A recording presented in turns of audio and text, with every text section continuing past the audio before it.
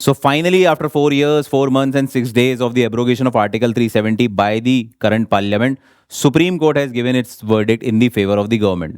Supreme court ने भी ये मान लिया है और मोहर लगा दी है कि आर्टिकल 370 का हटाना, removal of special status to Jammu Kashmir was a well valid act and was well within the boundaries of the constitution. इसमें किसी भी प्रकार की अब्यूज ऑफ पावर नहीं है, किसी भी प्रकार की आउटरीच ऑफ पावर नहीं है. काफ़ी समय से ये अटकलें लगाई जा रही थी और काफ़ी समय से बहस थी. उसी के बेसिस पे काफ़ी सारी पेटिशंस भी सुप्रीम कोर्ट में चैलेंज के लिए डाली गई कि ये जो आर्टिकल 370 हटाया गया है by the government, bye the current government, was outside the boundaries of the constitution. और ये जो जम्मू कश्मीर और भारत देश का रिश्ता है, इसका जो ये स्पेशल स्टेटस डिफाइन करता है आर्टिकल 370, ये हटाने की पावर किसी भी सरकार के पास नहीं है, पार्लियामेंट के पास नहीं है. ये दोनों सरकारें, जब हमारे जम्मू कश्मीर की सरकार और भारत की सरकार आपस में तालमेल करके करेंगी तभी हट सकता है. बट जिस तरीके से इस करंट सरकार ने इसको हटाया है, this is beyond the limits of the constitution. But being the final interpreter of the constitution, supreme court has very clearly stated कि जिस तरीके से इसे हटाया गया है, जिस तरीके से प्रोसेस को अंडरटेक किया गया है, was well with in the boundaries. इसमें किसी भी प्रकार की आउटरीच या अब्यूज़ ऑफ पावर नहीं है, एक्सट्रानियस पावर का यूज़ नहीं है. ये कॉन्स्टिट्यूशन के तहत ही किया गया है और ये पूरी तरीके से मान्य है, वैलिड है, इसमें कोई दोहराए नहीं है. Now when supreme court has given it's final interpretation, final decision, तो अब यही सही है, दिस इज दी स्टेटस को. और 370 अब पूरी तरीके से हमारे कॉन्स्टिट्यूशन से हट चुका है. Special treatment of Jammu Kashmir पूरी तरीके से हट चुका है. अब Jammu Kashmir is just like any other part of the union of India. अब क्योंकि सुप्रीम कोर्ट फाइनल इंटरप्रेटर है, फाइनल डिसीजन मेकर है, तो उनकी बात को हमें as a citizen, as a nation भी सही मान लेनी चाहिए. और ये चीज़ बहुत क्लियरली जस्टिफाई होती है एक सुप्रीम कोर्ट की लाइन से कि supreme court is not final because it is right, but it is right because it is final. तो क्योंकि सुप्रीम कोर्ट फाइनल है, फाइनल डिसीजन किसका होगा? हमारी डेमोक्रेसी से रिलेटेड, हमारे सिस्टम से रिलेटेड कोई भी डिसीजन फाइनल किससे होगा? जो डिसीजन सुप्रीम कोर्ट देगा. तो अब कोई ना कोई तो फाइनल होगा और वो फाइनल है सुप्रीम कोर्ट. और सुप्रीम कोर्ट ने अगर बोल दिया है कि ये वैलिड डिसीजन है, वॉइड डिसीजन है, तो this should and all the discussion. For the time this is the status को, दिस इज द मैटर कि भैया अब आर्टिकल 370 हमारे कॉन्स्टिट्यूशन का पार्ट नहीं है और Jammu Kashmir is just like any other part of our country. तो आज का जो हमारा वीडियो है वो इसी के इर्द गिर्द घूमेगा कि आर्टिकल 370 क्या है, क्यों लाया गया, क्या ऐसा रिलेशन था जम्मू कश्मीर और भारत के बीच में जो हमें आर्टिकल 370 की ज़रूरत पड़ी, एक स्पेशल रिकग्निशन की ज़रूरत पड़ी. इसके बाद हमारे को किस तरीके से हमारे देश में आगे चला, आर्टिकल 35A कैसे इंट्रोड्यूस हुआ, फिर जाके हमारी जो करंट सरकार है, बीजेपी सरकार, उन्होंने इसे क्यों हटाया और किस तरीके से हटाया, फिर किस तरीके से हटाने के पीछे सुप्रीम कोर्ट का क्या वर्डिक्ट आया कि सुप्रीम कोर्ट ने इसको ठीक क्यों माना और विच ग्राउंड सुप्रीम कोर्ट ने बोला कि ये जो भी काम किया गया है वो well with in the boundaries किया गया है, क्योंकि कोई ना कोई तो बेस उनके पास भी होगा. तो इन सारे टॉपिक पे आज डिस्कशन करेंगे. So our video would revolve around the abrogation of article number 370. इसलिए सारी 370 से रिलेटेड जानकारी आज हम जानेंगे.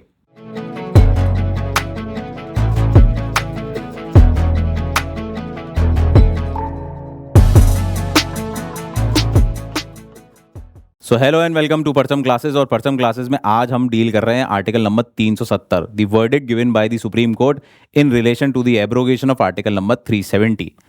सो वर्डिक्ट जैसा आप सबको पता है क्या है, वर्डिक्ट आया है कि आर्टिकल नंबर 370 को जो हटाया गया है, एब्रोगेट किया गया है, this is a totally valid process, totally constitutionally valid process. इसमें किसी भी तरीके से अब्यूज़ ऑफ पावर नहीं है. ये बिल्कुल कॉन्स्टिट्यूशन के मायनों के तहत लिया गया फैसला है और जो प्रोसेस पूरा अंडरटेक किया गया है वो भी कॉन्स्टिट्यूशन के तहत किया गया है. क्या प्रोसेस है वो धीरे धीरे समझेंगे, बट अभी अपन ने वर्डिक्ट समझ लिया कि वर्डिक्ट क्या है. Abrogation of article number 370 is a valid act. ये पावर हमारी पार्लियामेंट के पास थी और उन्होंने उसको एक्सरसाइज किया. ये डिसीजन दिया है 5 जज बेंच ने दिया है, headed by chief justice of India DY Chandrachud. तो DY चंद्रचूड़ जी ने, जो इस बेंच के अध्यक्ष थे, हेड थे, उनके साथ 4 और जजेस ने मिलकर, 4 सीनियर मोस्ट और जज ने मिलकर ये फैसला दिया है. 4 अलग जज कौन से हैं? Kishan Kaul, justice Kishan Kaul, justice Khanna, justice Gavai and justice Suryakant. ये 4 जजेस और थे DY चंद्रचूड़ के साथ, जिन्होंने मिलकर ये तय किया है कि abrogation of 370 by the current parliament was a valid act और इसमें कोई भी अब्यूज ऑफ पावर नहीं है. And all have unanimously agreed to it, upheld the decision.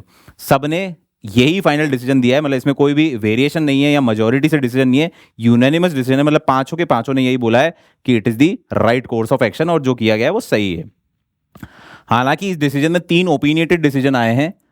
3 opinionated मतलब ओपिनियन थोड़ी थोड़ी से अलग है, रास्ता थोड़ा थोड़ा सा अलग है, बट फाइनल जाके जो निष्कर्ष है, जो डेस्टिनेशन है, वो तीनों की एक ही है कि it is a valid decision, it is a valid course of action. जो पार्लियामेंट ने किया है, जो हमारी करंट सरकार ने किया है, it is well with in the boundaries. Clear है बात?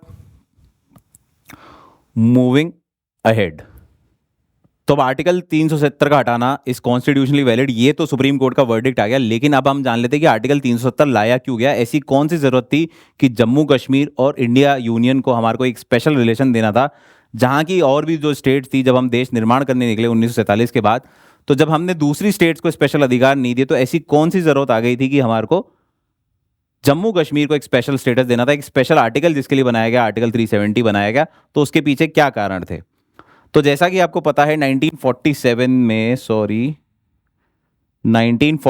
में जब हम आज़ाद हुए, उसके बाद हम देश निर्माण में निकले, हम अलग अलग प्रोविंसेस और अलग अलग प्रिंसली स्टेट्स को हमारे भारत देश यूनियन ऑफ इंडिया में जोड़ रहे थे, तो ऐसा ही हम चाहते थे कि जम्मू कश्मीर भी हमारे यूनियन ऑफ इंडिया का पार्ट बने। बट जम्मू कश्मीर के जो राजा थे, महाराजा हरी सिंह जी जो थे, वो भारत का पार्ट नहीं बनना चाहते थे, वो भारत का पार्ट नहीं बनना चाहते थे। तो जैसे ही हम आज़ाद हुए, तो जितनी भी स्टेट्स थी, जितनी भी प्रोविंसेस थी और प्रिंसली स्टेट्स रादर, उनको ये ऑप्शन दिया गया कि आप चाहें तो भारत में असिमुलेट हो जाएं, भारत में विलय कर लें, या फिर आप चाहें तो आप पाकिस्तान में जाके मिल लें, आपके पास ऑप्शन है। या फिर आप इंडिपेंडेंट अगर चला सकते हैं अपने पार्ट को, तो आप इंडिपेंडेंट भी चला दीजिए, क्योंकि चारों तरफ से तो आप घिरे हुए हैं, आपको इंडिया भी घेर रहा है, आपको पाकिस्तान भी घेर रहा है, तो it would be very difficult कि आप अकेली इंडिपेंडेंट चला लेंगे। बट स्टिल अगर आप इंडिपेंडेंट चला सकते हैं तो यू कैन गो अहेड।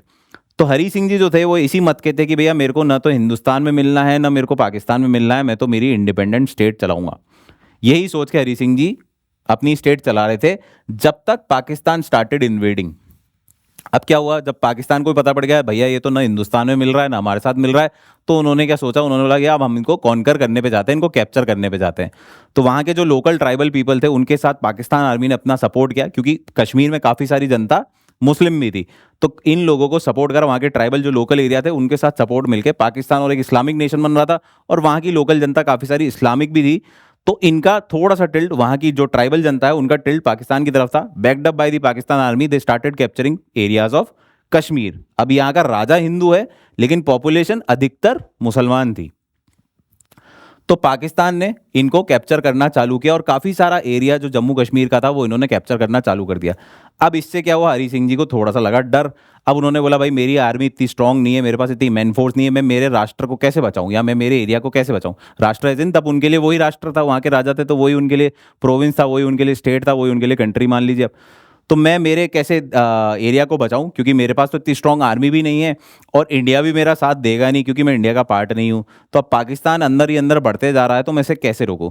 तो फाइनली जाके फिर हरी सिंह जी ने हमारे जो यहाँ के सरदार वल्लभ भाई पटेल, जवाहरलाल नेहरू, जिनको श्रेय दिया जाता है, एंड कंपनी को श्रेय दिया जाता है कि इन्होंने भारत निर्माण करा, सारी स्टेट्स को जोड़ा, सारी प्रोविंसेस को जोड़ा, सारे प्रिंसली स्टेट को बना के भारत का यूनियन ऑफ इंडिया का पार्ट बनाया। तो उनसे इन्होंने दरख्वास्त रखी कि सर आप please you send your army to protect my land, आप अपनी आर्मीज भेजें। बट फिर सरदार वल्लभ भाई पटेल ने साफ क्लियर बोला कि भाई हम तुम्हारे को आर्मी तो भेज दें, बट किस बेस पे भेजें, you are not a part of India, आप इंडिया में नहीं विलय कर रहे हो, आप इंडिया का पार्ट नहीं हो, तो हम इंडियन आर्मी कैसे भेजें आपको प्रोटेक्ट करने के लिए। तो अगर आपको प्रोटेक्शन चाहते हो तो इट इज़ बेटर कि you assimilate into India, you merge into India, तो हम डेफिनेटली आपकी मदद करेंगे। और फिर मजबूरन मान लीजिए आपकी हरी सिंह जी ने ये मान ली बात कि ठीक है मैं इंडिया के साथ विलय कर लेता हूँ, इवेंचुअली जाके मैं इंडिया में ही पार्ट बनूंगा, बट मुझे कुछ स्पेशल अधिकार चाहिए, मुझे कुछ स्पेशल रिजर्वेशंस चाहिए। ऐसा क्यों, क्योंकि देखो मिलना तो मैं आपसे भी नहीं चाहता हूँ, मिलना मैं पाकिस्तान से भी नहीं चाहता हूँ। पाकिस्तान मुझे अटैक कर रहा है, मेरे एरियाज कैप्चर कर रहा है, इवेंचुअली मेरे को रूल करेगा, इवेंचुअली मेरे पूरे एरिया पे पाकिस्तान रूल करेगा। तो it is as good as assimilation कि मैं आपको जाके इच्छा अनुसार आपके साथ मिल जाऊं, क्योंकि फिर आपका ही हेड हो गया, आप ही हिंदुस्तान का ही राज हो गया, जो हिंदुस्तान की सरकार होगी वही जम्मू कश्मीर को सारी चीज़ें गवर्न करेगी, जो हिंदुस्तान का लॉ चाहेगा वही कश्मीर पे लागू होगा। तो मेरी इंडिपेंडेंस तो पूरी खत्म होगी, जो कि मेरा सपना है कि मैं अकेला रहना चाहता हूँ, इंडिपेंडेंट रहना चाहता हूँ, तो वो पॉसिबल नहीं है। तो मुझे कुछ स्पेशल रिजर्वेशन दीजिए, फिर तो मैं चाहे पाकिस्तान कैप्चर कर ले तो भी बात बराबर है, और आपके साथ इच्छा से मिल जाऊँ तो भी बात बराबर है।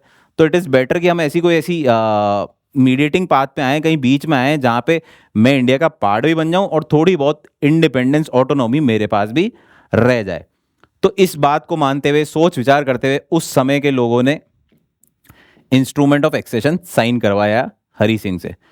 अब कई लोग इसको क्या करते हैं, यहीं पे क्रिटिसाइज करते हैं, कई लोग यहाँ पे क्रिटिसाइज करते हैं कि जवाहरलाल नेहरू की जो सरकार थी, या जवाहरलाल नेहरू, सरदार वल्लभ भाई पटेल थे, इन लोगों को ये इंस्ट्रूमेंट ऑफ एक्सेशन साइन ही नहीं करना चाहिए था, बल्कि इनको पूरी तरीके से कैप्चर कर लेना चाहिए था। या फिर आप इनको मरने देते, इनको क्या मतलब थी, ये अपने आप डर के हमारे पास आ जाते। बट उस टाइम की अगर अपन सरकमस्टांसेस देखें तो आप ये देखो कि हरी सिंह जी ये चाह रहे थे कि भैया मैं इंडिया से मिल तो लूं बट कुछ कंडीशंस पे मिलूं। एक तो हो कि पाकिस्तान कैप्चर कर ले आपसे, पूरा का पूरा ही चल जाए। इससे बढ़िया तो है कि आप भी थोड़ा बैकफुट पे आके, दो चार चीज़ें उनकी मान के, कुछ स्पेशल चीज़ें हैं वो मान के, आप एटलीस्ट जम्मू कश्मीर को एक बार का तो अपना पार्ट बना लीजिए, एक बार का तो अपना पार्ट बना लीजिए। और इसी के चलते हुए इंस्ट्रूमेंट ऑफ एक्सेशन साइन किया गया। सो 1947 के बाद पाक आर्मी अपनी ट्राइबल पीपल के साथ यहाँ पे अटैक करने लगी, जैसा मैंने आपको बताया, और उसके बाद फिर इंस्ट्रूमेंट ऑफ एक्सेशन साइन किया गया। अब इसके बाद constituent assembly of India declared drafted article 370 as per the instrument of accession. अब इसी के बेस पे इंस्ट्रूमेंट ऑफ एक्सेशन साइन हुआ, उसी के बेस पे हमने हमारे कॉन्स्टिट्यूशन में डाला आर्टिकल नंबर 370। आर्टिकल 370 ने क्या करा, कुछ स्पेशल राइट्स, कुछ स्पेशल प्रिविलेज दे दिए, कुछ स्पेशल रिलेशन क्रिएट कर दिए जम्मू कश्मीर के, जो कि दूसरी स्टेट या दूसरी यूनियन टेरिटरी के साथ हमारे रिलेशन नहीं थे। वहां पे तो बस गवर्नमेंट ऑफ इंडिया का आप पार्ट है, you are a part of union of India now. ठीक है, यहां पे you are a part of Indian union of India, but you have some special reservation, you have some special points, जो privileges हैं जो आपके और देश की जो हमारी सरकार है इनके बीच में है, कुछ स्पेशल रिलेशन है। तो इस स्पेशल रिलेशन के अंदर क्या कहा, जैसा आप 370 में आगे पढ़ेंगे, कि इनका अपना कॉन्स्टिट्यूशन हो सकता है, ये ऑटोनोमस होंगे, इंटरनली ऑटोनोमस होंगे, मतलब अपने डिसीजन खुद लेंगे, इनका अपना कॉन्स्टिट्यूशन हो सकता है। हाँ, ये चर्चा का मुद्दा है कि भैया इतनी पावर हमारे को इनको देनी थी या नहीं देनी थी, बट मुझे नहीं पता उस समय क्या सर्कमस्टांसेस थे, और मैं हिस्ट्री को गाली देने से बढ़िया यही मानूंगा कि उस टाइम के सर्कमस्टांसेस के हिसाब से this was the best thing. Instrument of accession करना था, 370 बनाया ताकि हम पार्ट तो बना ले एक बार का। और आज की तारीख में सरकार ने जो किया है कि 2019 में 370 को लात ही मार दी, हटा ही दिया, तो ठीक है, आज आपकी सिचुएशन है, आज आप पावरफुल हो, आप कर सकते हो, करा है, बहुत बढ़िया है, and this should be done.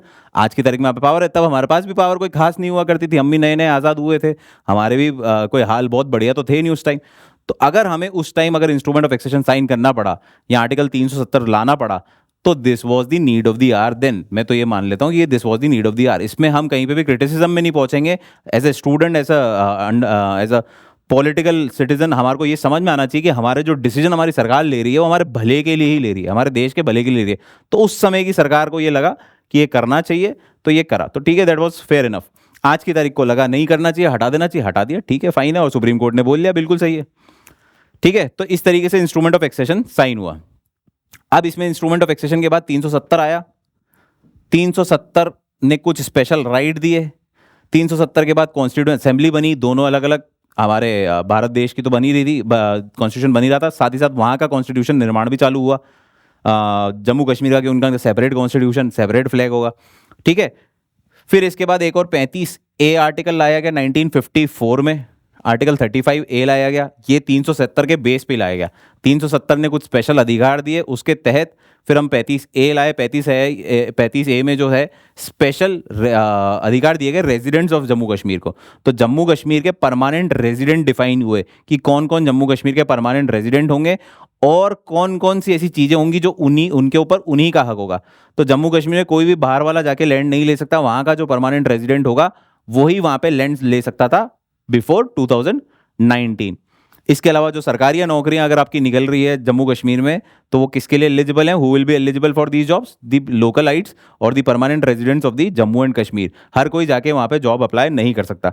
तो ऐसे कुछ स्पेशल रिजर्वेशंस थे या स्पेशल रिलेशन थे विद दी जम्मू कश्मीर सरकार, और ये एक्ट, ये जो आर्टिकल हैं, ये इसको डिफाइन करते थे। तो ये तो थी कहानी आपकी। और 1957 में फिर इनका अपना कॉन्स्टिट्यूशन जो बना वो अडॉप्ट कर लिया गया और केम इनटू फोर्स 1958 में। इनका खुद का कॉन्स्टिट्यूशन, अलग सा कॉन्स्टिट्यूशन आ गया।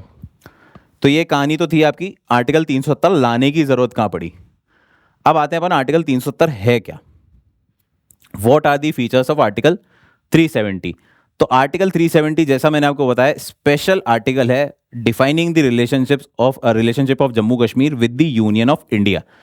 और इसको क्या है, एक टेम्पररी प्रोविजन की तरह रखा गया था, क्योंकि उस टाइम के लिए हमने टेम्पररी प्रोविजन बनाया था कि इसकी कॉन्स्टिट्यूंट असेंबली जो बनेगी, जो डिसाइड करेगी कि किस तरीके से रिलेशन आगे करने। अभी तो इंस्ट्रूमेंट ऑफ एक्सेशन के बेस पे हमने आर्टिकल 370 डाल दिया गया। It is a temporary provision. Temporary इसलिए क्योंकि इसमें एक क्लॉज रखा गया था कि जब आपकी सरकार, जम्मू कश्मीर की सरकार चाहेगी और भारत की सरकार चाहेगी, इन कॉन्करेंस दोनों की दोनों चाहेंगी, तो इसको हटाया भी जा सकता है। ये ऐसा नहीं है कि ये परमानेंट फिक्स हो गया है, फिक्सचर नहीं है ये। ये टेम्पररी प्रोविजन की तरह लाया गया था और इसलिए 370 के आगे लिखा हुआ है टेम्पररी प्रोविजन, आर्टिकल के आगे ही टेम्पररी प्रोविजन लिखा हुआ है।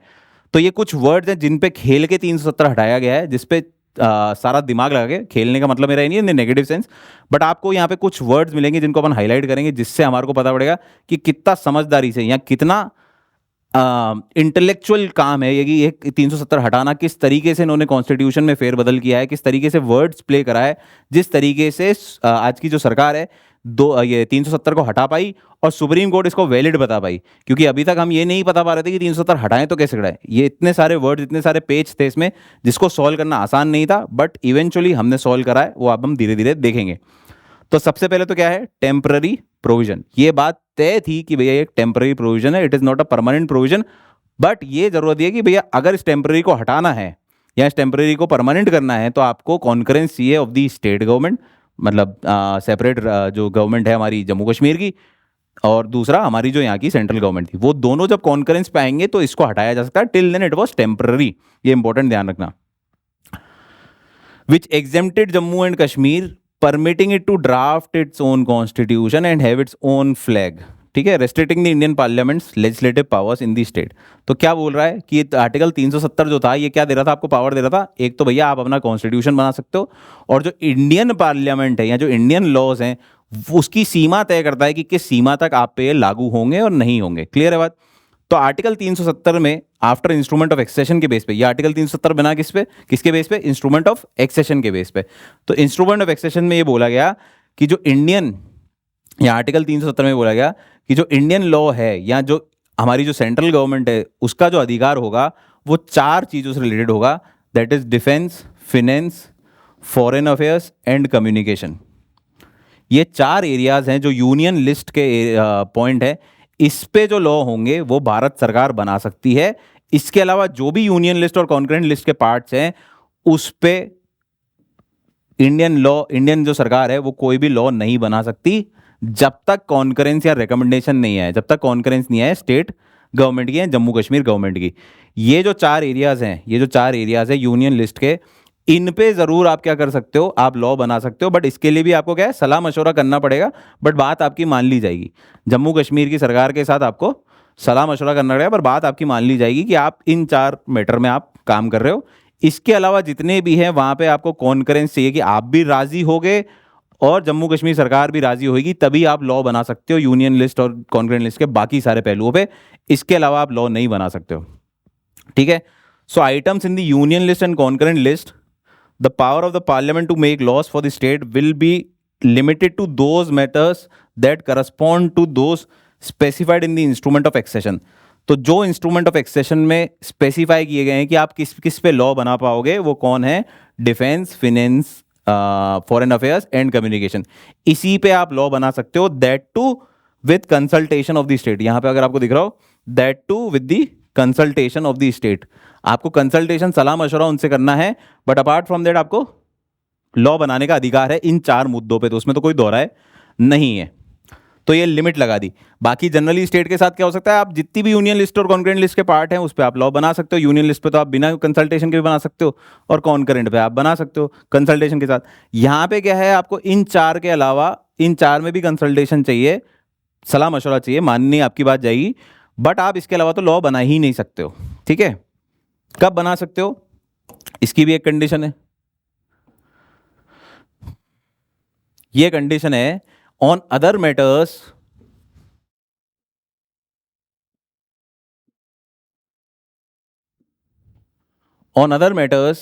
in these list parliament can make laws for the state only with the state government concurrence। इसके अलावा जो भी मैटर हैं अगर उन पे आपको लॉ बनाना है, इन दीज लिस्ट बोलता हूँ, यूनियन लिस्ट और कॉन्करेंट लिस्ट पे अगर आपको लॉ बनाना है तो सबसे पहले तो आपको क्या चाहिए, कॉन्करेंस चाहिए। मतलब आप तो राजी हो ही हो, उधर जम्मू कश्मीर सरकार भी राजी होगी, तभी आप लॉ बना सकते हो, नहीं तो आप लॉ नहीं बना सकते हो। तो ये एक रेस्ट्रिक्शन लग गया भारत की सरकार पे। इससे क्या पता पड़ेगा कि स्पेशल रिलेशन है, इससे पता पड़ेगा कि भारत की सरकार का रूल लागू नहीं होता वहां पे। ठीक है, this is why until before the abrogation Indian laws did not automatically apply to Jammu Kashmir. अब वैसे क्या होता था भाई, भारत देश ने जो लॉ बनाया है, भारत की पार्लियामेंट संसद ने जो लॉ बनाया है, लेजिस्लेचर ने जो लॉ बनाया है, वो पूरे देश पे लागू होता था। बट सिर्फ जम्मू कश्मीर पे लागू नहीं होता था, कि उनको एक स्पेशल स्टेटस दिया गया था। जब तक जम्मू कश्मीर की सरकार, जो उनकी लोकल सरकार है, वो नहीं चाहती कि ये लॉ हमारे ऊपर आना चाहिए, कॉन्करेंस होना चाहिए, तब तक आप नहीं बना सकते हो, आप वहां पे इंप्लीमेंट नहीं कर सकते हो। ठीक है। अब आर्टिकल 370 का एक क्लॉज है, clause 3 of article gives the president of India the power to allow cease the operation of article 307 with exceptions and modification only after the recommendation is placed by the constituent assembly। ठीक है। अब यहाँ पे आपको दो तीन चीजें important है। यहाँ पे देखो, एक वर्ड तो था स्टेट गवर्नमेंट की कॉन्करेंस। तो सबसे पहली चीज तो क्या है, यहाँ पे वर्ड ध्यान रखना, क्योंकि ये वर्ड प्ले ही हुआ है। जो आर्टिकल 370 अगर हटा पाए हैं हम, तो किस वजह से हटाए? Due to the play of words only, कि आपने वर्ड्स पे एम्फेसिस करा और वर्ड्स के थ्रू आपने ये प्रूव करा कि हम वैलिड काम कर रहे हैं, वॉइड काम नहीं कर रहे हैं, कॉन्स्टिट्यूशनली वैलिड है। सिमिलरली एक वर्ड है यहाँ पे, constituent assembly of J&K। Article 370 आपको क्या पावर दे रहा है? एक तो स्पेशल रिजर्वेशन दे रहा है, रिलेशन क्रिएट कर रहा है। दूसरा कि आप कोई भी अगर लॉ, इंडियन लॉ चाहते हैं, तो आपको स्टेट लॉ, स्टेट गवर्नमेंट का कॉन्करेंस भी चाहिए, स्टेट गवर्नमेंट का कॉन्करेंस चाहिए, ये आर्टिकल 370 पावर देता है। ठीक है। साथ ही साथ आर्टिकल 370 का थर्ड क्लॉज है, जो कि बोलता है कि जो हमारा भारत देश का राष्ट्रपति है, the president of India can allow और cease the operation of article 370। Article 370 के अंदर, आर्टिकल 370 के अंदर इसको लागू करना है, लागू तो हो ही चुका था, अब इसको आगे लागू करना है या आगे रोकना है या बंद करना है, इसके अंदर मॉडिफिकेशन करना है, ये तभी कर सकता है जब constituent assembly of J&K permit करेगी, जब constituent assembly of J&K permit करेगी। तो इसके अंदर अगर आपको कोई भी फेरबदल करना है, तो constituent assembly of J&K permit करेगी। परमिट करने से पहले भी क्या है, रेकमेंड करेगी कि हम चाहते हैं ये लॉ लेके आओ, तभी आएगा। हम चाहते हैं कि अब 370 को बंद कर दो। 370 टेम्पररी था, हमने वर्ड पढ़ा था टेम्पररी शुरू में, कि इसको डाला तो टेम्पररी के तरीके था, कि ये टेम्पररी आर्टिकल है, डाला तो टेम्पररी ही था। बट इसको परमानेंट हटाने का काम या परमानेंट करने का काम कब होगा? जब यहां की कॉन्स्टिट्यूएंट असेंबली बोलेगी कि भैया अब इसको हटा दो, सीज कर दो, या फिर इसको आगे कंटिन्यू करो, और फिर हमारी देश की सरकार भी ये चीज माने। तो ये तो मानने से रही देश की सरकार की इसको परमानेंट ही कर दो, ये तो देश की सरकार मानने से रही, कभी भी मानी नहीं, 75 साल में भी नहीं मानी। बट अब इसको हटाने के लिए भी क्या चाहिए हमारे को? रिकमेंडेशन ऑफ कॉन्स्टिट्यूएंट असेंबली चाहिए ऑफ जम्मू कश्मीर। अब कॉन्स्टिट्यूएंट असेंबली क्या होती है भैया? कॉन्स्टिट्यूएंट असेंबली वो असेंबली होती है जो कॉन्स्टिट्यूशन बनाती है। जैसे हमारे भारत देश की कॉन्स्टिट्यूएंट असेंबली थी जिसने भारत का संविधान निर्माण किया था, इसी तरह यहाँ की कॉन्स्टिट्यूएंट असेंबली थी जिन्होंने जम्मू कश्मीर का कॉन्स्टिट्यूशन बनाया था। तो ये कॉन्स्टिट्यूशन ऑफ जम्मू कश्मीर है और एक कॉन्स्टिट्यूशन ऑफ इंडिया है। तो एक ही देश में हमारे दो कॉन्स्टिट्यूशन चल रहे थे तब। अब वो मतलब डिबेटेबल बात है कि एक ही देश में चल रहे थे या country with in a country था, ये सब चीज़ें अपन छोड़ देते हैं। कुल मिला के अगर हमारे को ये बंद करना है, आर्टिकल 370 सीज टू एग्जिस्ट कराना, जो कि हमने किया, एब्रोगेट करना है, तो हमें क्या चाहिए? Recommendation of the constituent assembly of J&K। But the sad part is that कि जो 300 ये वाला दिख रहा है या इसको ग्रीन, 370 को हटाने के लिए हमें चाहिए कॉन्स्टिट्यूएंट असेंबली की रिकमेंडेशन ऑफ जम्मू कश्मीर सरकार। ठीक है, उनकी of Jammu Kashmir, constituent assembly of Jammu Kashmir. But the sad part is कि भैया जैसे ही कॉन्स्टिट्यूशन बना, जैसे ही कॉन्स्टिट्यूशन बना जम्मू कश्मीर का ये वाला, तो जो कॉन्स्टिट्यूएंट असेंबली थी वो तो डिसॉल्व हो गई, वो तो डिसॉल्व हो गई, क्योंकि होनी है तभी तो बनाई थी। हमारे देश की भी जो कॉन्स्टिट्यूएंट असेंबली थी वो कॉन्स्टिट्यूशन बना के डिसॉल्व हो गई, फिर तो लेजिस्लेटिव असेंबली में कन्वर्ट हो गई वो। तो इसी तरह के जो जम्मू कश्मीर की कॉन्स्टिट्यूएंट असेंबली थी, वो जैसे ही कॉन्स्टिट्यूशन बना वो डिसॉल्व हो गई। तो अब इस रूल को लागू कैसे करें? अब इस रूल को लागू कैसे करें कि 370 अगर हमें हटाना है तो हमें कॉन्स्टिट्यूएंट असेंबली की जरूरत है, बट कॉन्स्टिट्यूएंट असेंबली तो है ही नहीं, तो अब इसको लागू कैसे करें? तो यहां पे एक सबसे बड़ा पेच अटक गया। ठीक है, तो ये दो तीन पेच हैं जो आपको आगे समझ में आएंगे कि अटके, जिसकी वजह से हमारे को इतना टाइम लगा, और जब हमने इनको सुलझाए तो अब हमने आर्टिकल 370 हटा दिया। अब इसी के बेस पे आर्टिकल 35A आया, on the basis of article 370 35A आया। और इसमें आर्टिकल 370 में क्लॉज 3 क्या है कि इसके अंदर कोई भी फेरबदल करना है तो आपको कॉन्स्टिट्यूएंट असेंबली की रिकमेंडेशन चाहिए। तो कॉन्स्टिट्यूएंट असेंबली ने उस टाइम, आर्टिकल 35A कब आया? जब कॉन्स्टिट्यूएंट असेंबली जीवित थी, constituent assembly of J&K, constituent assembly of J&K जीवित थी, तब उन्होंने रेकमेंड करा कि भैया हमारे को स्पेशल अधिकार चाहिए हमारे देश के लोगों के लिए, हमारे स्टेट के लोगों के लिए। अब उनके लिए तो आप देश ही मान लीजिए, जम्मू कश्मीर जब, क्योंकि एक सेपरेट इंडिपेंडेंट तो पूरी तरीके से नहीं बट डिपेंडेंट पार्ट था, बट एक अलग सेपरेट रिलेशन था, स्पेशल रिलेशन था। तो उन्होंने क्या बोला कि भाई हमारे को हमारी स्टेट के लिए स्पेशल राइट चाहिए, हम डिफाइन करेंगे कि who are the permanent residents of Jammu and Kashmir, कि जम्मू एंड कश्मीर के अंदर जो लोग रह रहे हैं उसको हम डिफाइन करेंगे कि ये यहाँ के परमानेंट रेसिडेंट हैं। जो जो लोग यहाँ के परमानेंट रेसिडेंट हैं या रहते हुए आए हैं, जिनके वंशज हैं, जिनके जो भी डेटा है, तो उनको हम परमानेंट रेसिडेंट डिफाइन करेंगे यहाँ के। और यहाँ की जो भी प्रॉपर्टी है स्टेट की, उनको यही लोग खरीद सकते हैं, कोई बाहर का आके नहीं खरीद सकता। बाहर का in the sense Jammu Kashmir के अलावा anybody from the union of India, remaining union of India can't come and buy property in Jammu and Kashmir. ये एक रूल इन्होंने 35A के थ्रू लगाया। दूसरा, ऐसे ही गवर्नमेंट जो जॉब्स हैं उनमें भी सिर्फ जो भागीदारी होगी वो किसकी होगी, वहीं के लोकल लोगों की होगी। ये भी एक प्रोविजन था। तो ये स्पेशल प्रिविलेजेस दिए गए जम्मू कश्मीर के परमानेंट रेजिडेंट को। सबसे पहले तो परमानेंट रेजिडेंट डिफाइन किया गया और उनको कुछ स्पेशल प्रिविलेजेस दिए थ्रू आर्टिकल 35A। तो ये भी एक नया आर्टिकल हुआ on recommendation of constituent assembly. तो यहां तक तो कहानी में कोई दिक्कत नहीं है, कॉन्स्टिट्यूंट असेंबली काम कर रही थी। लेकिन अब प्रॉब्लम ये होगी कि इस आर्टिकल को अगर हमारे को हटाना है तो हमें वापस रिकमेंडेशन ऑफ कॉन्स्टिट्यूंट असेंबली चाहिए। But recommendation of constituent assembly के लिए सबसे पहले तो हमारे को कॉन्स्टिट्यूंट असेंबली चाहिए। कॉन्स्टिट्यूंट असेंबली तो ये बनाते ही खत्म हो गई। तो एक तरीके से जो टेम्पररी प्रोविजन था, ये जो टेम्पररी प्रोविजन था आर्टिकल 370 का, वो एक परमानेंसी का रूप लेता गया, परमानेंट होता गया। और अभी तक 75 साल तक, 70 जितने भी साल हुए हमारे, 2019 तक ये तक क्या परमानेंट की तरह रहा। Though it was mentioned as temporary provision, but इसको कंटिन्यू हम परमानेंट की तरह ही कर रहे थे। तो यहां तक आई कहानी समझ में। अब आते हैं बात कि भैया ये हमारे जो बुद्धिजीव थे, हमारी सरकार जो करंट सरकार है, जिन्होंने कितना बढ़िया वर्ड प्ले करा और किस तरीके से इसको हटाने का प्रयास करा। था क्या समझ में आ गया आर्टिकल 370 किस तरीके से हटाना था, क्या क्या इंपॉर्टेंट चीजें थी हमने बता दी। तो आप बस 2-3 चीजें याद रखना। स्टेट गवर्नमेंट एक इंपॉर्टेंट वर्ड है, कॉन्स्टिट्यूंट असेंबली एक इंपॉर्टेंट वर्ड है। ये सब चीजें बहुत इंपॉर्टेंट वर्ड है जिनके साथ थोड़ा बहुत खेल करके हमने इस आर्टिकल को हमारे कॉन्स्टिट्यूशन से हटाया, जो कि मेरे हिसाब से बिल्कुल सही है, आपको हटाना ही चाहिए था। If you are a part of India, you are a part of India. इसमें कोई भी if and but special relationship नहीं होने चाहिए। अगर नहीं है तो नहीं होगा, अगर है तो फिर तरीके से ही रहना पड़ेगा। ठीक है, तो क्या हुआ भाई, how was the special status removed. अब 2018 के दरमियान वहां पे बीजेपी प्लस पीडीपी की सरकार हुआ करती थी। जम्मू कश्मीर की अगर बात करें तो 2018 में बीजेपी और पीडीपी की सरकार थी, कोलिशन में सरकार थी। आपसी मतभेद के कारण बीजेपी ने अपना सपोर्ट छीन लिया और सरकार गिर गई।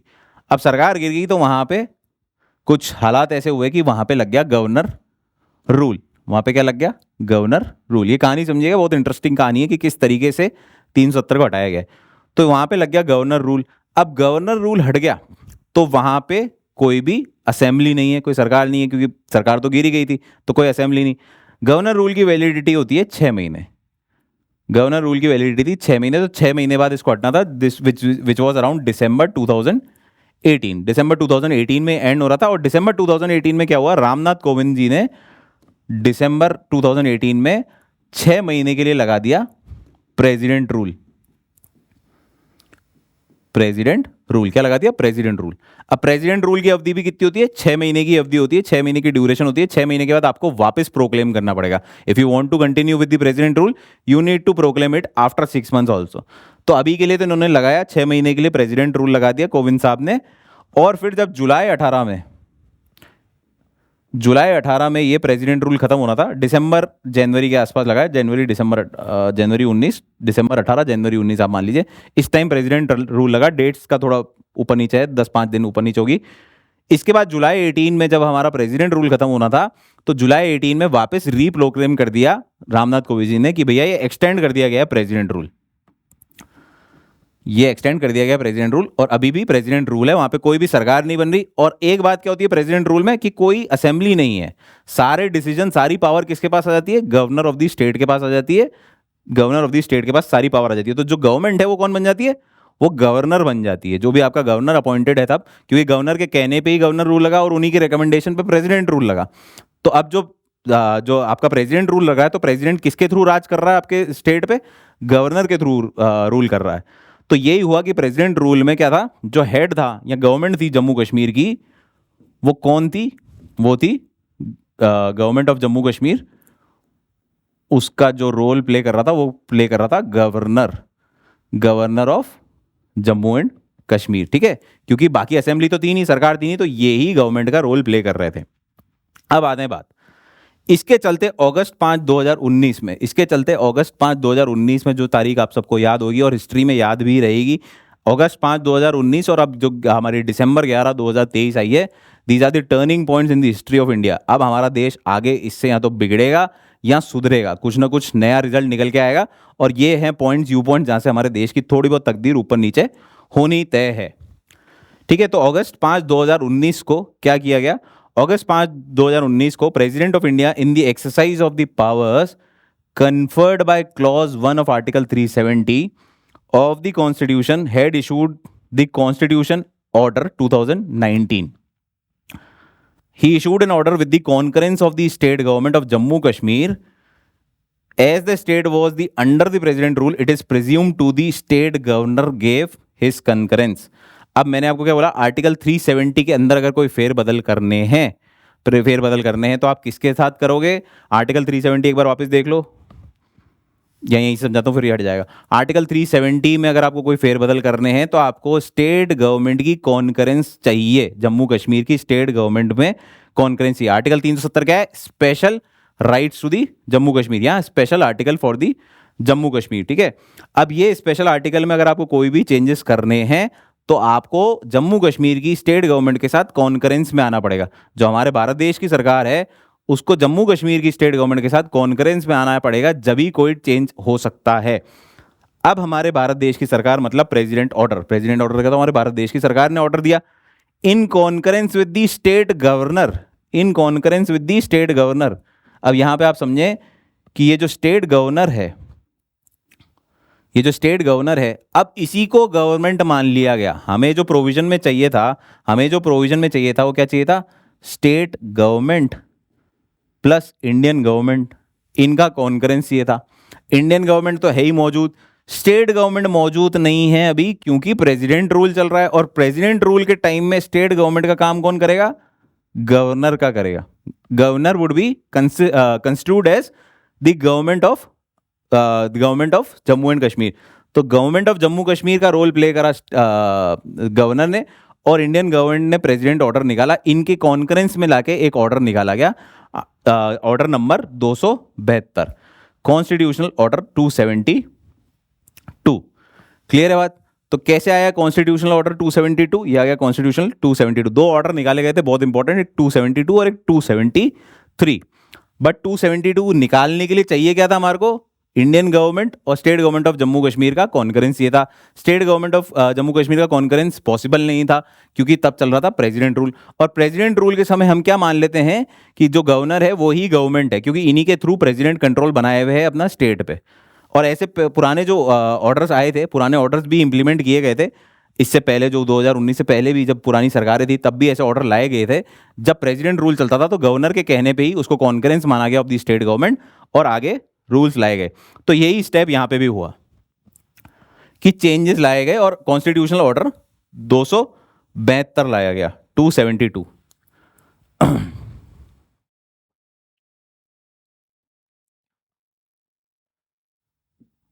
अब 272 ने क्या करा? कॉन्स्टिट्यूशन ऑर्डर 272 ने किया गया, लाए कैसे समझ में आ गया? 272 कॉन्स्टिट्यूशन ऑर्डर कैसे लाए? With the concurrence of the governor, governor of Jammu Kashmir, क्योंकि तब स्टेट गवर्नमेंट मौजूद नहीं थी, तो गवर्नर ही कॉन्करेंस मान लिया गया।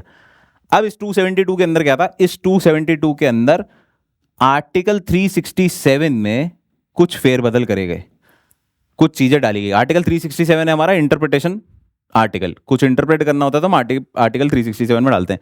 अब इस आर्टिकल 367 में बोला गया कि जो भी कॉन्स्टिट्यूएंट असेंबली थी, जो भी कॉन्स्टिट्यूएंट असेंबली थी, will now be read as legislative assembly, will now be read as legislative assembly. ठीक है, क्योंकि कॉन्स्टिट्यूएंट असेंबली तो खत्म हो गई।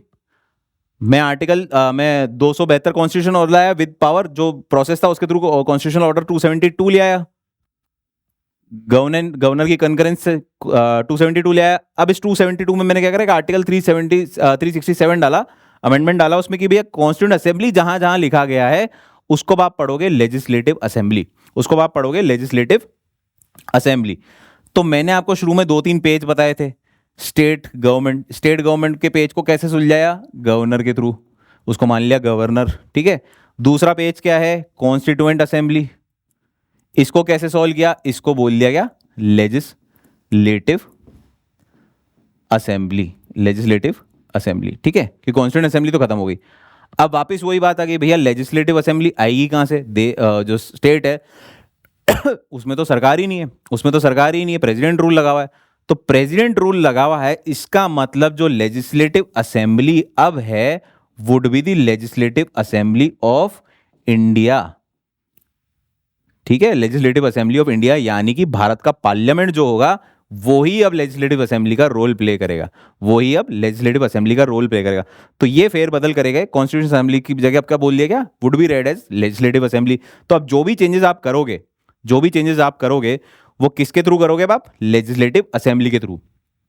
तो अगर आपको याद है, ये इसको यहां पे ध्यान रखते हैं अपन, अगर आपको याद है तो यहां पे अपन ने एक पढ़ा था कि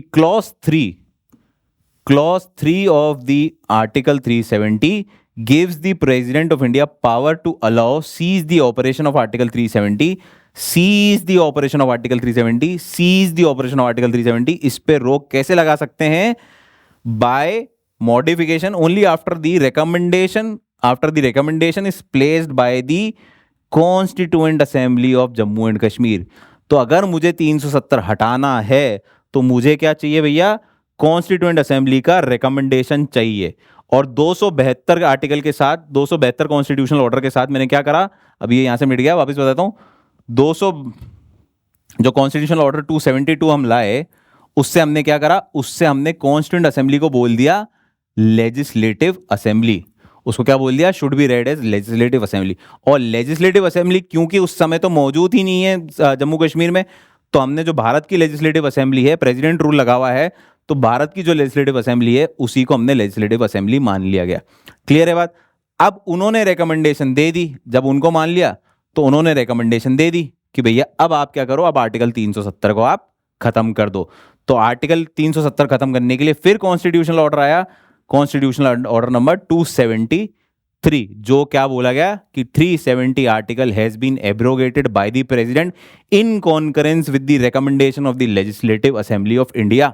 तो ये बोल दिया गया आर्टिकल नंबर कॉन्स्टिट्यूशन ऑर्डर 273 में। तो इस तरीके से जाके हमने फाइनली जाके क्या करा, जो हमारा 370 जो आर्टिकल है इसको हटाया। अब ऑब्वियसली बात है, ये वर्ड प्ले है, बहुत क्लियरली स्टेटेड नहीं था कॉन्स्टिट्यूशन में, इसी के चलते काफ़ी सारे जो बहस करता थे या पेटिशनर थे उनको लगा कि कॉन्स्टिट्यूशन में तो ये सब कहानी लिखी नहीं है, तो मनगढ़ंत कहानी है, तुमने बना ली, अज्यूम कर ली कि भैया कॉन्स्टिट्यूशन असेंबली को अब ये मान लो, तो ये तुम्हारी कॉन्स्टिट्यूशनल पावर्स के अंदर नहीं है। बट फिर फाइनली सुप्रीम कोर्ट ने अपना वर्डिक्ट दे ही दिया है कि भैया this was well with in the power. अब जब प्रेसिडेंट रूल लगा हुआ है, वहां पे कॉन्स्टिट्यूशन असेंबली तो पहले ही खत्म हो चुकी है, तो अब कॉन्स्टिट्यूशन असेंबली को पैदा कैसे करोगे, वो तो खत्म हो चुकी है, तो पॉसिबल ही नहीं है। और जब वहां पे प्रेसिडेंट रूल लगा हुआ है तो वहां की लेजिस्लेटिव असेंबली भी डिसॉल्व है, तो वो ऑटोमेटिकली कौन हो गई, वो इंडिया की लेजिस्लेटिव असेंबली हो गई। प्रेसिडेंट रूल का मतलब ये नहीं कि अब केंद्र के शासन में है वो प्रदेश, जो हमारी सेंट्रल गवर्नमेंट है उसके शासन में है, तो वो शासन है, तो सरकार भी तो वही है। तो जो लेजिस्लेटिव असेंबली है वो कौन है, अब इंडिया की जो लेजिस्लेटिव असेंबली है वो ही वहां की लेजिस्लेटिव असेंबली है। और फिर उन्होंने जब रेकमेंड करा है तो बस 370 खत्म, कॉन्करेंस आ गई, भारत देश तो चाहता ही था, यहाँ की लेजिस्लेटिव असेंबली भी चाहती है, तो 370 खत्म कर दिया गया बाय दी सरकार, ब्लंटली। सरकार ने तो ब्लंटली कर दिया कि भैया हम तो ये मान के कर रहे हैं। आगे इसको फिर पेटिशनर ने चैलेंज किया, सुप्रीम कोर्ट पे गई बात, और सुप्रीम कोर्ट ने भी अब जाके फाइनली मार दिया कि this is well with in the boundaries.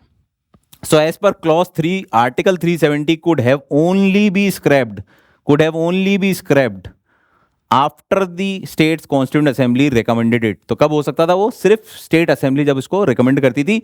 और hence the clause added to article 361 ensured that the governor could be counted as the state on whose recommendation the president order was passed। तो governor को मान लिया हमने state government, और legislative assembly की जगह आ गई हमारी legislative assembly of India. Clear है बात। और आया कॉन्स्टिट्यूशन ऑर्डर 273 जिससे 370 को एब्रोगेट कर दिया। तो आई सपोज आपको ये टॉपिक तो क्लियर हो गया होगा, 370 हटाया कैसे। क्लियर है बात?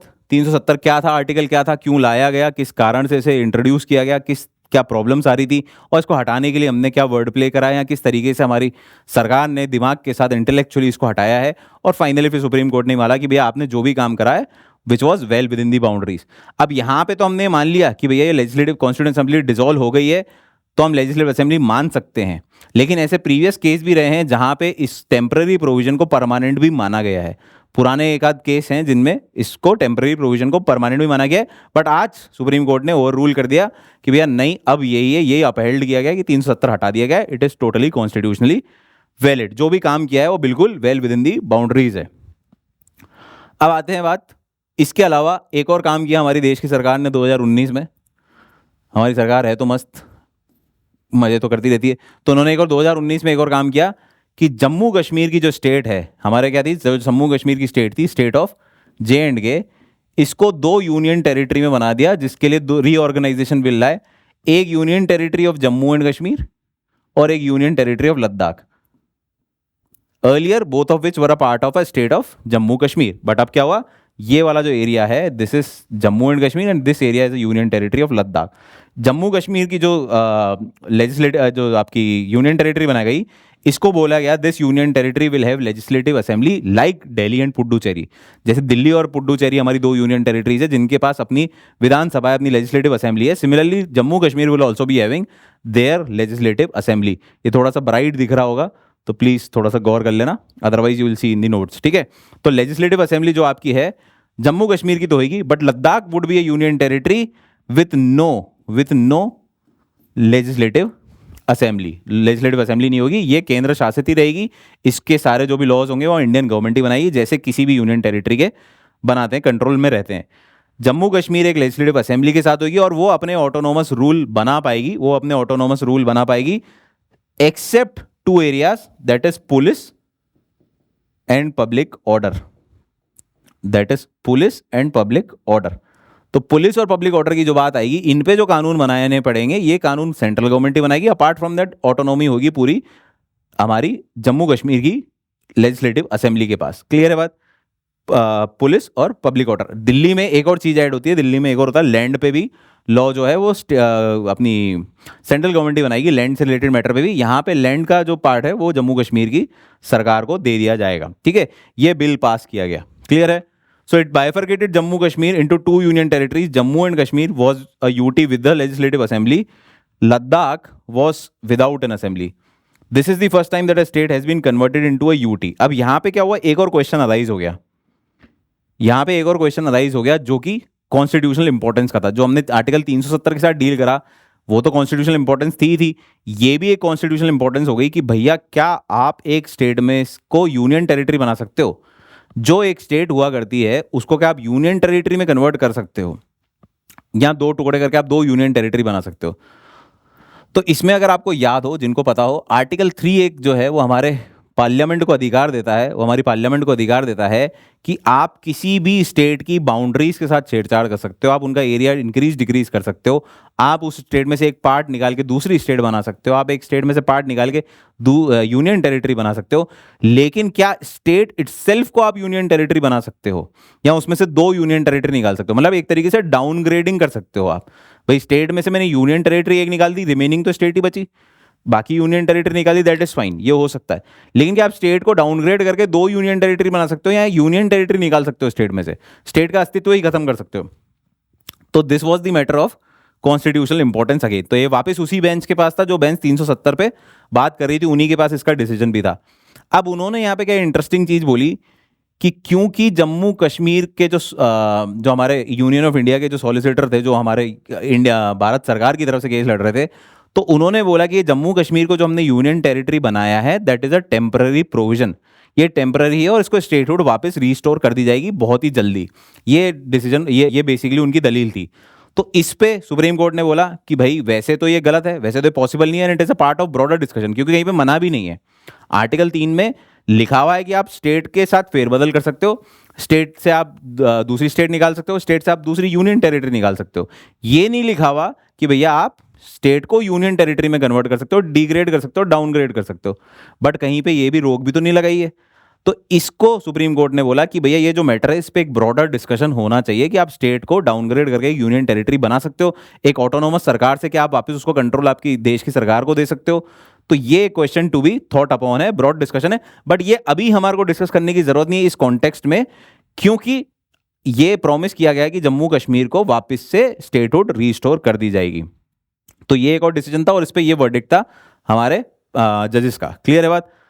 Apart from that Delhi Puducherry मैंने आपको बताई थी, सेक्शन 30 जम्मू पब्लिक, ये मैं आपको बता चुका, पब्लिक ऑर्डर और पुलिस। क्लियर है? तो ये भी आपको रीऑर्गेनाइजेशन भी समझ आ गया। अब आते हैं वर्डिक्ट ऑफ, वैसे तो वर्डिक्ट अब आपको कहानी समझ आएगी है, बट वर्डिक्ट क्या है? ये है हमारे DY चंद्रचूड़, बढ़िया आदमी है, अच्छे पढ़े लिखे आदमी, ऑब्वियसली बात है, चीफ जस्टिस ऑफ इंडिया है तो पढ़े लिखे होंगे, but what ever he says is of value, is of worth. अगर आप कोई भी लोगों को फॉलो करते हैं, मतलब you must be following some political people, but apart from political आपको ये समझना चाहिए कि डेमोक्रेसी की सबसे इंपॉर्टेंट और सबसे महत्वपूर्ण जो अगर आपकी ब्रांच है, सबसे ज़्यादा कंट्रोल, जो final interpreter of the constitution है, जो आपके कॉन्स्टिट्यूशन को प्रोटेक्ट करेगी, वो आपके कोर्ट हैं, वो आपका जुडिशल सिस्टम है। एंड सुप्रीम कोर्ट का चीफ जस्टिस होना is at the apex level only. तो आप इनको भी सुनेंगे तो आपको बहुत देश के बारे में जानकारी होगी। And what should be the view point, paradigm आप लोग का क्या होना चाहिए। तो आप, अगर सरकार ने 2019 में एब्रोगेशन ऑफ आर्टिकल 370 करा, ये सही था या नहीं था, ये एक विवाद का मुद्दा हो सकता है, ये ओपिनियटेड मुद्दा हो सकता है। कई लोग सोच सकते हैं कि भैया सरकार अपनी लेवल से बाहर काम कर गई, इतनी तो भैया इतनी पावर ही नहीं होनी चाहिए। सिमिलरली आप, ये भी हो सकता है कि सरकार ने बहुत बढ़िया काम किया, ये भी इस फेवर के भी हो सकते हैं। बट जब ये सुप्रीम कोर्ट के लोग या आपके जुडिशल सिस्टम के लोग फाइनल वर्डिक्ट दे देते हैं, तो उसी के बेस पे देश का आधार बनेगा कि भैया अब ये तय है, अब ये तय है। तो इनका सुनना बहुत जरूरी है, क्योंकि इनको कॉन्स्टिट्यूशन की निटिग्रिटीज पता है, नुआंसेस पता है, लॉ पूरा पढ़ा हुआ है। तो इनको सुनना भी, अगर आप पॉलिटिकल नो हाउ जानते चाहते हो कि आपको पॉलिटिकल नो हाउ इस देश की, तो रादर देन फॉलोइंग, और मतलब अपार्ट फ्रॉम फॉलोइंग, रादर तो नहीं बोलूंगा कि उनको फॉलो करना भी बहुत जरूरी है, do follow supreme court, do follow supreme court जजेस, चीफ जस्टिस ऑफ इंडिया। और अब तो इन लोग सुप्रीम कोर्ट की जो 370 की बहस भी है, या कोई भी बहस हो रही है कॉन्स्टिट्यूशनल मैटर की, this is being live telecasted on internet platforms also. तो आप उसको फॉलो करें ताकि आपको ज्ञान देश का बढ़ता जाए, मिलता जाए। सो सुप्रीम कोर्ट का वर्डिक्ट क्या है? 5 जज constitution bench comprising chief justice of India. ये मैं आपको बता ही चुका हूं, 5 जजेस की थी, इनमें से ये 2 लोग और ये 2 लोगों ने 3 डिसीजन दिए, एक चंद्रचूड़ साहब ने दिया और 2 इन्होंने दिए। तो 3 ओपिनियटेड आपके डिसीजन आए, 3 ओपिनियटेड आए, एक तो DY चंद्रचूड़ साहब, और 2 लोगों के 2 डिसीजन और आए, 2 ग्रुप के 2 डिसीजन आए, टोटल 5 जज थे, जिनमें डिसीजन का जो नेट फाइनल जो आंसर था, फैक्ट ऑफ द मैटर क्या था कि भैया 370 हटाना बिल्कुल सही है, बट थोड़ा सा ओपिनियटेड डिफरेंस था, अलग अलग छोटी मोटी ओपिनियंस में डिफरेंस था। जैसे इन्होंने एक बहुत क्लियर बात बोली कि Jammu Kashmir lost its internal sovereignty, आंतरिक संप्रभुता जम्मू कश्मीर ने तभी खो दी जब उन्होंने इंस्ट्रूमेंट ऑफ एक्सेशन साइन किया। इसका मतलब क्या है? इसका मतलब यह है, which could be derogatory to some of you, आपको ऐसा लग सकता है ये ऐसे कैसी बात बोलते हैं हमारे जीतो सब, बट इसके पीछे एक लॉजिक है कि भैया इंटरनल सॉवरेनिटी उनको ऑटोनॉमी दी है। जैसे ही आप इंस्ट्रूमेंट ऑफ एक्सेशन साइन किया आपने, आप इंडियन यूनियन का पार्ट बन गए, आप इंडियन यूनियन का पार्ट बन गए। हालांकि आप इंडियन यूनियन के ऑटोनोमस राइट्स झेल रहे हो, मतलब आपको स्पेशल पावर दी गई है कि आप ऑटोनॉमी इंजॉय कर सकते हो, आप अपने लॉ खुद बना सकते हो, भारत के सारे लॉ आपके ऊपर नहीं लागू होंगे, ये आपको ऑटोनॉमी दी गई है। बट ये ऑटोनॉमी कंटिन्यू रहेगी या नहीं रहेगी, ये भी किसके अधीन है? ये है तो भारत के संविधान के अधीन ही है। ये पावर आपको दे कौन रहा है? भारत का संविधान ही दे रहा है। तो अगर छीनना भी चाहेंगे तो हम छीन सकते हैं। तो इंटरनल सॉवरेनिटी तो आपकी उसी दिन खत्म हो गई। ऑटोनॉमी जरूरी है, आपके ऑटोनॉमी है आपके पास, थी 2019 तक फॉर दैट मैटर, अब तो वो भी नहीं है, बट इंटरनल सॉवरेनिटी तो आपकी उसी दिन खत्म हो गई थी जब आपने एक्सेशन साइन कर लिया था। तो ये एक व्यू पॉइंट था चंद्रचूड़ साहब का। और इसी को अपोज करते हुए एक और व्यू था जो तो हमारे दूसरे, मैंने आपको बताया 2 ओपिनियटेड व्यूज और आए। तो उन्होंने बोला था ये गलत है, नहीं, इंटरनल सॉवरेनिटी हमारी मौजूद थी, वो कश्मीर से ताल्लुक भी रखता था, वो हमारी मौजूद थी, इसको इस तरीके से नहीं देखना चाहिए। But at the end of the day 370 का हटाना बिल्कुल सही है। It is for the betterment of the people of Kashmir and betterment for the people of India. So Chandrachud said that Jammu and Kashmir held no internal sovereignty after accession. He said there were no prima facie, और हमारे को ये कहीं पे भी नहीं लगा, ये जो दूसरा डिसीजन आया, he said there was no prima facie case that the president 2019 orders were nullified or extraneous exercise of power. तो ये जो एक चर्चा का विषय था कि भैया सरकार ऐसा काम कर सकती है, नहीं कर सकती है, प्रेसिडेंट ने जो कॉन्स्टिट्यूशनल ऑर्डर निकाले 272 273, क्या इनके पास ये पावर थी या आउटरीच ऑफ पावर थी, अब्यूज ऑफ पावर थी, एक्स्ट्रानियस स्टेप ऑफ द गवर्नमेंट थे? तो ये भी इन्होंने क्लियर कर दिया, नहीं भैया, this was well with in the boundaries और ये ऐसा कर सकते थे। क्लियर है बात? तो क्या क्या चीज़ें हुई इसमें कि भैया एक तो जो भी डिसीजन, जो भी स्टेप लिए हमारे भारत देश की सरकार ने, उसको वैलिड बताया गया, सारी चीज़ें वैलिड है। साथ ही साथ इंटरनल सॉवरेनिटी बोल दिया कि उन्होंने उसी दिन खो दी थी, तो हमारे पास पूरा हक है। थर्ड, रीऑर्गेनाइजेशन के केस में, वो अभी मैं आपको बता देता हूँ आगे। एक और चीज़ रीऑर्गेनाइजेशन का जो था, रीऑर्गेनाइजेशन से रिलेटेड क्या करा, ये बोल दिया गया कि भाई अब आपको जो स्टेट है आपकी, जैसे जम्मू कश्मीर को अपन ने देखा कि जम्मू कश्मीर को 2 यूनियन टेरिटरी में बांटा गया, एक जम्मू एंड कश्मीर की यूनियन टेरिटरी और एक लद्दाख की यूनियन टेरिटरी। तो सबसे पहले तो इन्होंने बोला कि क्योंकि ये टेम्परेरी प्रोविजन है, as promised by the solicitor representing union of India, उन्होंने प्रॉमिस कराया कि ये तो भैया एक टेम्परेरी प्रोविजन है और स्टेटहुड वापस दी जाएगी जम्मू कश्मीर को, उसको यूनियन टेरिटरी नहीं बनाया जाएगा। तो ये टेम्परेरी प्रोविजन, इसलिए बहस नहीं कर रहे हैं, but it is a matter of important discussion, it is a broader discussion कि भैया आप क्या किसी स्टेट को डिग्रेड करके, डाउनग्रेड करके यूनियन टेरिटरी बना भी सकते हैं इन दी फर्स्ट प्लेस। यहां पे हम इस पे बहस नहीं कर रहे हैं क्योंकि ये तो स्टेट बनेगी बनेगी तय, लेकिन आगे जाके क्या किसी स्टेट को आप यूनियन टेरिटरी एक्चुअल में बना सकते हैं? This is the question for discussion, ये हमारे को डिस्कस करना जरूरी है। और इन्होंने ऑर्डर दिया कि जल्दी से जल्दी आप क्या करें, जम्मू कश्मीर को रीस्टोर करें स्टेट। हालांकि कोई डेट नहीं है रीस्टोरेशन ऑफ स्टेट के लिए, लेकिन एक डेडलाइन उन्होंने दी है कि 30 सितंबर 2024 से पहले पहले आप लेजिस्लेटिव इलेक्शंस करा दीजिए, वहां की लेजिस्लेटिव असेंबली क्रिएट कर दीजिए, be it as a union territory और एज स्टेट। अगर आप वापस उसको स्टेट का दर्जा देते हैं इस टाइम में, तो वेल एंड गुड, स्टेट के लेजिस्लेटिव असेंबली हो जाएगी, जो कि सब चाहते हैं कि अब स्टेट का दर्जा मिलकर स्टेट की लेजिस्लेटिव असेंबली बने, क्योंकि ऑब्वियसली बात है, थोड़ी स्टेट का मतलब एक प्राइड तो हो ही जाती है कि स्टेट है और एक यूनियन टेरिटरी है, तो under the control of Indian government है, औहदा तो स्टेट का बढ़ ही जाता है। तो यहाँ तो आप क्या करें, 30 सितंबर से पहले रीऑर्गेनाइजेशन करें और लेजिस्लेटिव असेंबली इलेक्शन कराएं, नहीं तो कम से कम आप लेजिस्लेटिव असेंबली इलेक्शन तो आप कराएंगे 30 सितंबर 2024 से पहले, और इसको रीस्टोर करेंगे स्टेट जब भी आपको समय मिले जल्दी से जल्दी। बट इलेक्शन जो है आपके लेजिस्लेटिव असेंबली के, वो उसकी तारीख डेडलाइन दे दी है 30 सितंबर 2024, और लद्दाख को बोल दिया भाई साहब अभी आप ऐसे ही रहो, आप यूनियन टेरिटरी हो, कोई दिक्कत नहीं है इसमें। ये हो गया, there needed a broader discussion, मैंने आपको बता ही दिया। इसके अलावा एक और चीज आई इंटरेस्टिंग निकल के, जस्टिस कॉल की, जिनकी थोड़ी सी ओपिनियटेड डिफरेंस अलग थी, जो ये बोल रहे थे कि इंटरनल सॉवरेंटी वाली बात थोड़ी सी गलत है, मेरा व्यू पॉइंट अलग है। इसके साथ इन्होंने एक बहुत ही अच्छी बात बोली कि आपको, सरकार को आदेश दिए कि आपको एक ट्रुथ एंड रिकंसिलिएशन कमीशन का गठन करना पड़ेगा, ट्रुथ एंड रिकंसिलिएशन कमीशन का गठन करना पड़ेगा, ताकि जो भी लोग इस 370 की जर्नी के दरमियान प्रोटेस्ट में थे, लड़ाई में थे, गिविंग फ्रंट पे थे या टेकिंग फ्रंट पे थे, जो भी नुकसान हुआ, human abuse, human right abuse हुए, जो भी अट्रॉसिटीज हुई, इन सब के लोगों से आप मिलें, इन सब समुदाय से आप मिलें, सबका अपना व्यू पॉइंट लें, सबके अपना पैराडाइम लें, पर्सपेक्टिव लें इस डिसीजन से रिलेटेड, आगे के देश को लेके, आगे जम्मू कश्मीर की राह को लेके, इन सबका पैराडाइम लें और इनमें शांति लाने की, इन सारे जो अलग अलग ग्रुप्स हैं, क्योंकि हर चीज़ के अलग अलग पैराडाइम है, पर्सपेक्टिव है, तो कोई गिविंग फ्रंट से है, कोई टेकिंग फ्रंट से है, कोई किसी ने अत्याचार हुआ है, किसी ने अत्याचार शायद किया है, तो इन सारे लोगों से आप मिल के, जिन जिन पे भी हुआ है, चाहे वो स्टेट ऑर्डर पे हो, स्टेट एक्टर्स हो या नॉन स्टेट एक्टर्स हो, सबसे मिलके, सारे समुदाय जो अलग अलग कम्युनिटीज़ हैं वहाँ पे,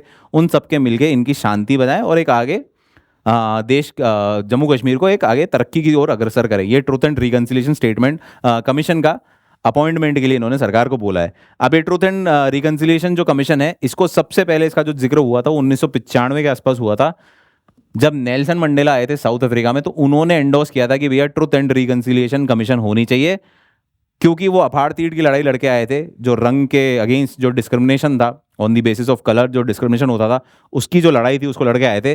तो इन्होंने ये बोला था कि भाई जब अब सिचुएशन इज अंडर कंट्रोल, तो हमें क्या करना चाहिए, हमें दोनों ही ग्रुप से, दोनों ही समुदाय से, या जितने भी पीड़ित समुदाय हैं, जिन जिन के ह्यूमन राइट अब्यूज हुए हैं, उनसे हमें मिलके उनका व्यू पॉइंट जानना चाहिए, उनका पैराडाइम जानना चाहिए, और फिर हमें ऐसे प्रयास करने चाहिए कि हम रिकंसाइल कर पाएँ, सब में शांति फैला पाएँ, सब में एकजुटता ला पाएँ, ये हमारे को प्रयास करने चाहिए। तो on that grounds only justice call has also endorsed कि भैया हमारे को इस केस में, जम्मू कश्मीर के केस में भी ऐसी एक ट्रुथ एंड रिकंसिलिएशन कमीशन बैठानी चाहिए, बनानी चाहिए।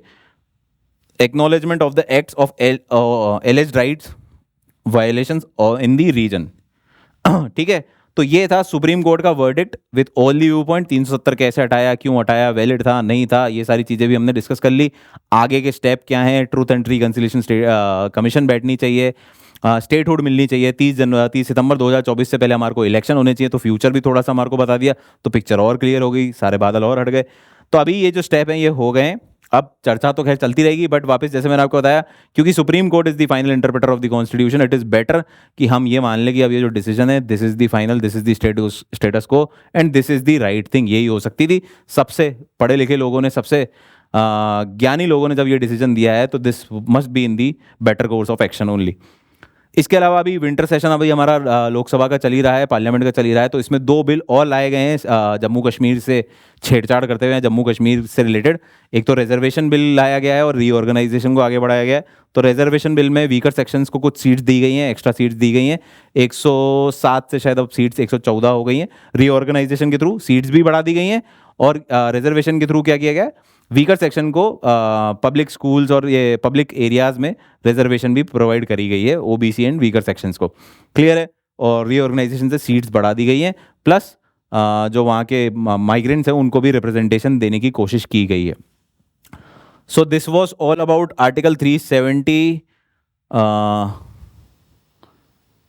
यस, आर्टिकल 370 कैसे था, क्या था, क्यों आया, क्या करा सुप्रीम कोर्ट का, क्या नतीजा था, किस तरीके से काम हुआ, ये हुआ। अब जाते जाते बस एक बार ये लास्ट क्वेश्चन का जवाब दे दीजिएगा कमेंट सेशन में। Under the constitutional provisions which authority has the power regarding the formation of new states और altering the boundary of existing states. तो कौन सी अथॉरिटी के पास ये अधिकार है कि वो स्टेट की बाउंड्रीज के साथ छेड़छाड़ कर सकती है, उनको ऑल्टर कर सकती है, बड़ा कर सकती है, छोटा कर सकती है उनकी बाउंड्रीज को, या फिर इसके साथ आप एक और भी ऐड कर सकते हैं कि एक स्टेट में से 2 स्टेट बना सकती हैं, एक स्टेट में से एक यूनियन टेरिटरी और निकाल सकती हैं, कुछ भी छेड़छाड़ कर सकती हैं। तो ये कौन सी अथॉरिटी है, ये कौन सा आर्टिकल, मैं आपको बता देता हूँ। ये आर्टिकल है article number 3 of the constitution. This is mentioned in article number 3 of the constitution. कौन सी अथॉरिटी, ये नाम मैं ले चुका हूँ, वैसे भी अपने क्लास में भी ले चुका हूँ, बट स्टिल आप भी बता दीजिए। Which authority has the right? So is it election commission of India, is it delimitation commission of India, यहाँ पे अगर आपको दिख नहीं रहा हो तो delimitation commission of India, parliament and the president of India. तो इन चारों में से कौन सी अथॉरिटी है which has the right to alter the boundaries और टू इंक्रीज और decrease the area of any state और to curve out any state out of the bigger state और any union territory out of the state. तो ये किस authority के पास ये अधिकार है, mention in the article 3 of the constitution. Please comment it down with your answers, and till next time take care, tata, bye bye.